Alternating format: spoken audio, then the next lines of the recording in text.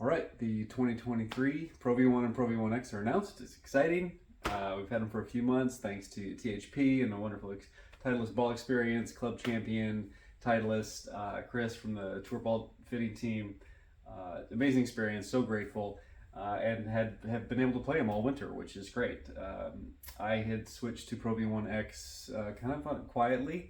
Mid-summer, I was moving the ball really well and had come across some inconsistency with the ball I was playing, and I had switched to the ProV1x. So it was amazing to be able to talk with them about the reasons behind that and how that fit for me, and run through a ball fitting and see the different results with their full line, AVX, Left Dash, ProV1, ProV1x, and it just have it be so obvious that ProV1x is the ball for me.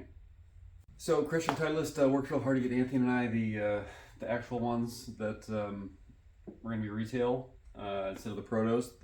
So the Protos gave away that the dimple count hasn't changed, 388 for the ProV1, 348 for the ProV1x.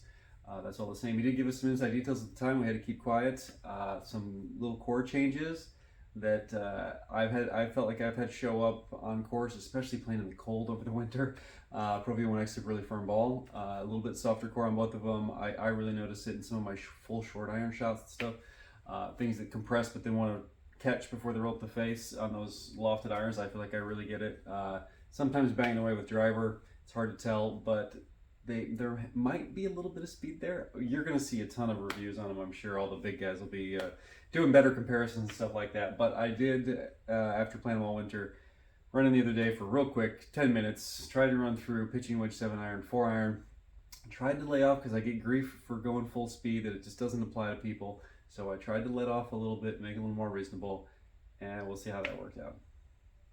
So I cut together a couple shots with each ball, each iron. Maybe you can hear something in it. Like I said, I've noticed a little difference there. So listen to them, let me know what you think, and then we'll look at the data.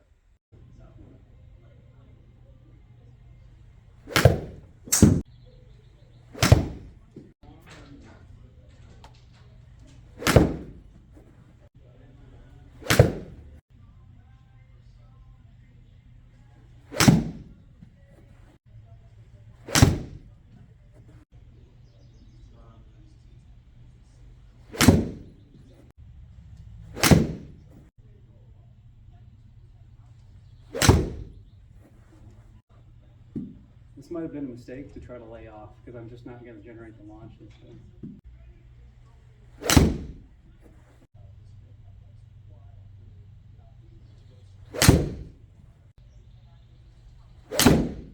I don't know, hopefully the sound came through well enough, we'll see. But as you probably heard me say, letting off, I just don't at full speed generate the launch and spin to really compare, especially when you get the long irons. I was like, I said that, and then I hit one full speed, and I was like, yeah, that works, but I would have had to redo the whole thing because the gapping would have been way off, so I just stuck with it, whatever. So that they're a little tighter on spin probably for me than some others, but it's really obvious that I do need all the spin that I can get, even when I am going full speed. Most of them are really tight. When I'm hitting wedges like that into a white screen without a target, I'm not good at that. I'm a long target person, and really field player with my wedges, so that's tough for me. So there's a little variation there, and the spin variation in the wedges between the V1 and the V1x is probably a little tighter than that. I mostly play cut wedges, and I did have one with the ProV1 that turned over a little bit. You can see right there, that little blue line. So that's probably lowered it a little bit. I'd say maybe closer to like 400 on that. But in the other ones, it's been just a few hundred revs. Both, good speed all the time. Launch has been similar for me. Like I said, this was just a real quick test. There's going to be all the big YouTube guys and everybody else on the forum giving feedback on how it works for them. It's going to be different, a little different for everybody, but it's a lot of the same, the general trends. But yeah, other than turning over that one wedge, everything was pretty similar on strike patterns and speed put into them. Everything was really, really close. Start lines, everything. On the ProV1x 4 iron, I flared the first one to the right. So I turned one over to kind of bring it back, the average back to center, and I did. So I think it's still a pretty good representation. Like I said, just a few hundred reps between them for me. I noticed it mostly on the partial wedges. They both spin great. On full approach wedges, it's pretty close. On some partials, I get a little separation. I did videos all throughout the winter, like little teaser ones with the ProV1x because I was playing it a lot.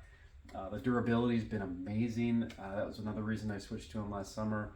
I had some durability concerns with the ball I was playing, and both of them are just amazing. And letting a few people hit them this winter, they've noticed maybe a little bit of speed, little tiny increment there. But for a lot of people, the ProV1 is just a great tee ball, really long off the tee. Some friends have really enjoyed that. And like I said, I'm just really grateful for the experience and the opportunity to play them all winter, and have just been waiting for them to come out retail because Chris hooked us up. But I'm down to my last couple, and thanks again to him because he actually gave us some left dots too that have been fun to play with and do some ball comparisons indoor over the winter. I know Anthony's been mostly playing indoor on TrackMan, so he'll probably have more to say about the RCT in them. But learning about the RCT and coming in all four of their models, the AVX, the Left Dash, the ProV1, and the ProV1x, I think it's just going to help so many more people get fit well, and then be able to play the ball that they're fit in on course and just have everything be seamless there. I think it's great. So I'll be looking for the forum on the feedback. I'm excited for everybody to try them and chip in how they work for them.